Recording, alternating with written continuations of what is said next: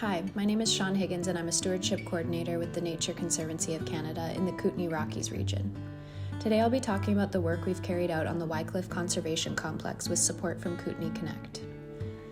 The Wycliffe Conservation Complex encompasses more than 1,100 hectares of ecologically significant grasslands and forest habitat in the southern Rocky Mountain Trench. It's conserved and managed in a partnership between the Nature Conservancy of Canada, the Nature Trust of BC, and the Ministry of Water, Land and Resource Stewardship.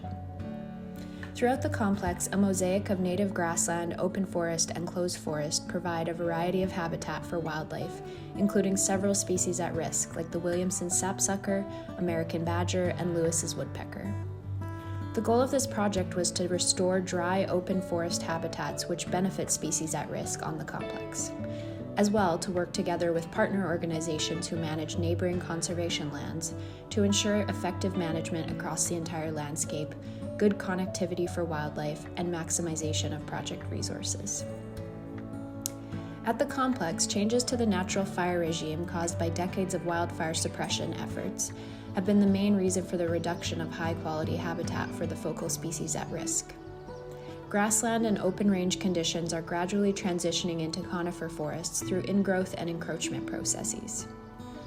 This change is decreasing habitats that Lewis's woodpecker, American badger, and Williamson's sapsucker rely on. In Wycliffe, one of the best ways to improve habitat for these species is to reduce these young forest densities and promote the transition to mature open forest stands.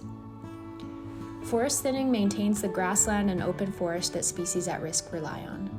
For example, leaving downed trees on the landscape increases the sapsucker's food source by creating habitat for ant colonies, which are an important food source for these birds. Another example is the endangered American badger, which prefers to den in grassland and forest edge ecosystems due to the soil structure and prey availability.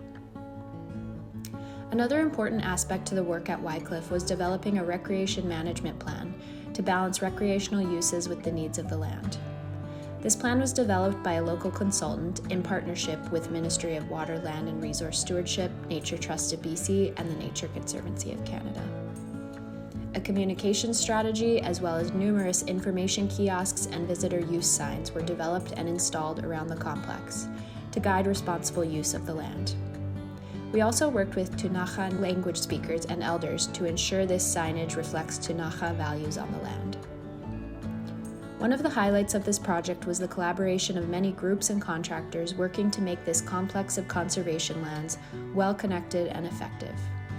We were able to build fruitful and positive relationships with the different agencies and land managers, and we look forward to seeing the positive impacts on species at risk in the coming years as we co-manage the complex alongside our partners.